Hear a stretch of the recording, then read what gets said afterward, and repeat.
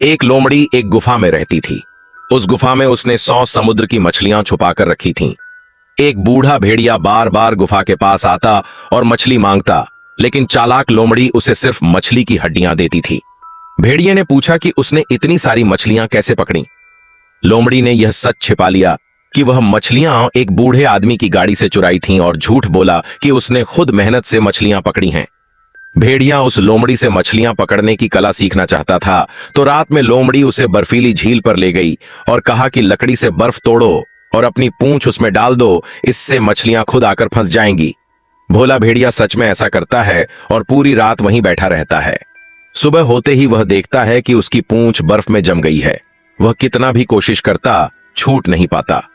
तभी गांव वाले कपड़े धोने वहां आते हैं और जब वे उसे देखते हैं तो गुस्से में आकर उसके ऊपर टूट पड़ते हैं और बुरी तरह पीटते हैं। अपनी जान बचाने के लिए भेड़िया मजबूर होकर अपनी पूंछ काट देता है और चुपचाप वहां से भाग जाता है।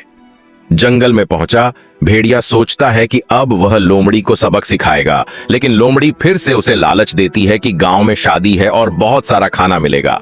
भेड़िया फिर से लोमड़ी की बातों में आ जाता है। दोनों रात में गांव के भंडार में घुस जाते हैं और वहां का सारा मांस चुराकर खाने लगते हैं। लेकिन लोमड़ी को गांव वालों की आहट सुनाई देती है, तो वह भेड़िए से कहती है कि वो बाहर जा रही है।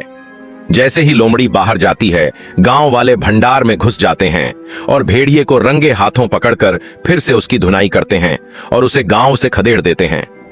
लोमड़ी को डर लगा कि भेड़िया अब जरूर उससे बदला लेगा, तो उसने एक चाल चली।